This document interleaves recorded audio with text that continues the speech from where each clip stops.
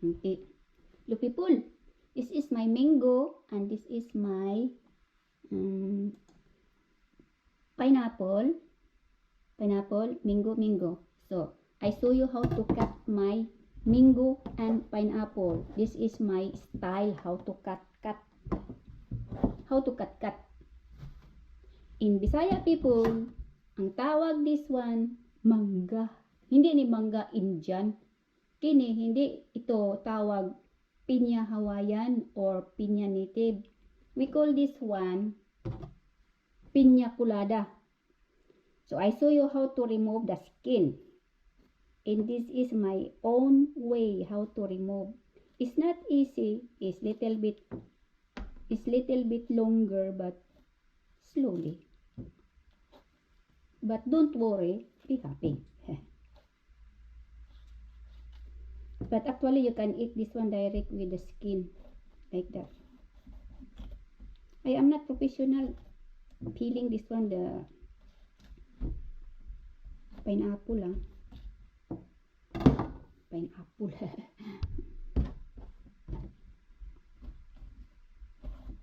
Pineapple? Oh, okay. Only adding pine. If you cut pine, apple. If you don't cut pine, pineapple. You don't need to cut all, remove all the eyes, people. We call this one top eye. We call in Bisaya mata sa pinya, but in English, in general, eye of the tiger. Saksak sinagol English Bisaya Carabao people, kay if you speak English or etc. Tagalog, you know my Tagalog and English is baluktot, so it might halo-halo my English Carabao saksak sinagol. No need to make pure English. Oh, you can cut this one like that. Oh, my mango is like this one people. Oh, it's good. Look at that. So delicious, very easy, simple, nutrition. This one people, the pineapple, you can eat this one after you eat food, your meal. You know why? Because it is good for digesting your stomach. You can eat direct this one. You no need to remove the top eye or eye of the tiger. I think it's better more than don't remove. This one people is white, but you eat this one is so sweet, very sweet. This is how I cut this one, like that. Very delicious people. My pineapple. You no need to remove this one, the top eye, because you can remove this one your finger if you want, like that people. Look at that, very easy, because this kind of pineapple is not like native or Hawaiian. This is piña colada, and this is we call mango. It's not mango in Asian mango, or we call in Asian tropical hot, because it's only from Spain. I think from Spain. This is when you eat this one, it's so sweet. When you eat this one, it's not red or yellow. No taste. It's no taste. It's like nothing. You can add salt, or you can add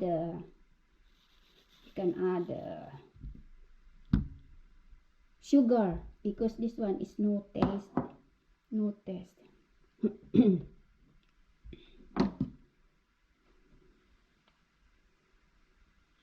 Yeah. Oh, very easy, huh? You can cut like that. Oh, look at that. I will show you how to eat mango. This is very delicious, people. This is good for breakfast. Then you can wash your hands. Even I wash my hands already. I do wash again because it's so sticky. This is mango. Look at that, people. I am the first model eat this one. We call this one French mango.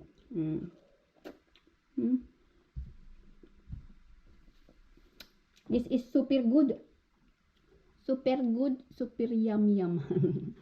This is super good, is super yum yum. I will check how many minutes my. It's okay. Don't worry, be happy. This is my trying, people.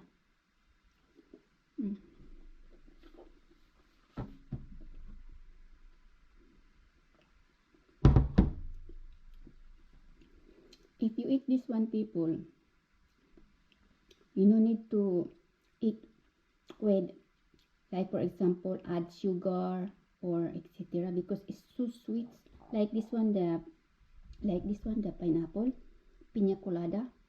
You no need to remove this one, or no need to remove this one. This one is not native mango. I show you already. It's not native mango. This is piña colada. So sweet.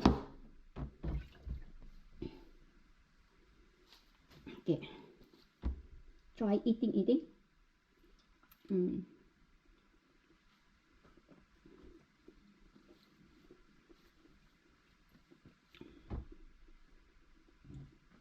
It's good. It's good, people. It's good.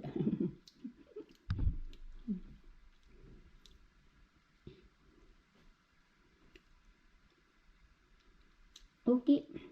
Thank you so much. Thank you to all my subscriber and to all my viewers and my silent viewers. Of course, my family there in Philippines and somewhere out there. Okay. Next my video.